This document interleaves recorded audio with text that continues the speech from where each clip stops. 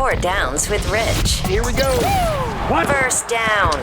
Okay, first down. My first down is the Atlanta Falcons are in deep, deep trouble. They are 1-3. They have lost to the Titans at home. They have lost in a horrible fashion at Minnesota. They have gone down in Indianapolis, which obviously was a little bit more hamstrung with some players that played against the Falcons, weren't around for the Raiders. They're 1-3, and now they go to the Texans, and the Texans are licking their wounds from a home loss. If the Falcons don't pull this one off, they are 1-4, and then they start playing against the Saints, including one time that Drew Brees returns. They've got the Arizona Cardinals in Arizona Week 6. Ask Mike McCarthy how that supposed gimme game went for him, and think about what could possibly happen to Dan Quinn. Again, Arthur Blank in Atlanta is a patient guy. Sometimes it can run thin quickly.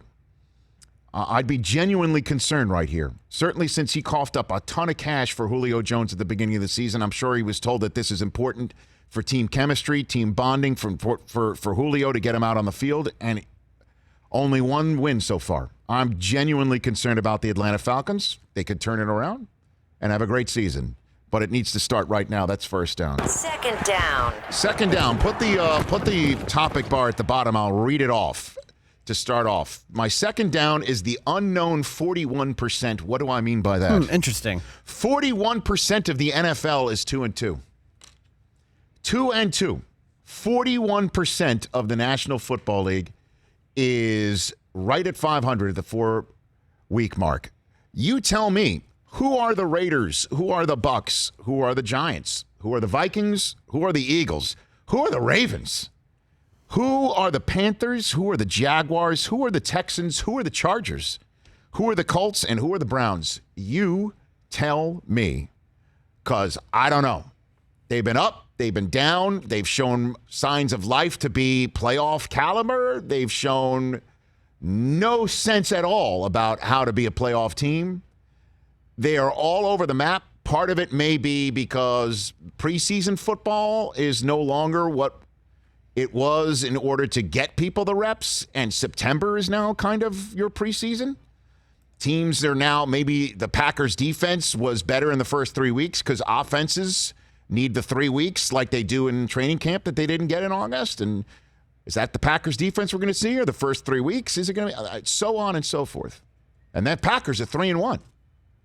The unknown 41%, something to keep an eye on moving forward. Let's go to third down. Third down. Okay, as we're getting ready for Jerry Rice here, third down. We've already gotten some big tie breaks in back pockets of some teams through 4 weeks. It's just been one quarter of the season, but some big tie breaks already in hand, like, say, Philadelphia over Green Bay. Could that come in handy later on in January? How about New Orleans over Dallas and Seattle? Should those teams have the same record come January? What about the Rams over New Orleans? That's a possible interesting tiebreak. And this is all just based on last year's playoff standings. There might have already been some tiebreaks that come in handy later on, but those are the ones that leap out to me. Would have said New England over Pittsburgh, but Big Ben's gone, and Mason Rudolph looks to be still having his training wheels on a little bit right here. That's third down. Now let's get to fourth down. Fourth down. Oh, my favorite part of the week. Hot take plank time. What do you got for me this week, buddy? Okay. Here we go. I have no idea what the heck's going on in Washington, D.C. with their quarterback situation at all. I cannot believe the Denver Broncos moving the ball between the 20s, can't get it in the end zone worth a lick. The defense finally was putting a quarterback on the turf, but they're 0-4. The Jets are 0-3 and might be starting Luke Falk this week, and then Sam Darnold and his spleen could be getting back against the New England Patriots.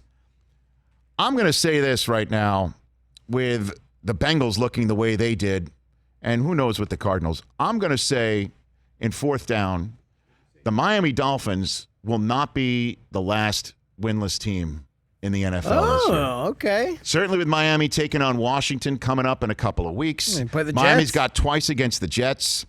Everybody thinks that they're tanking for good reason.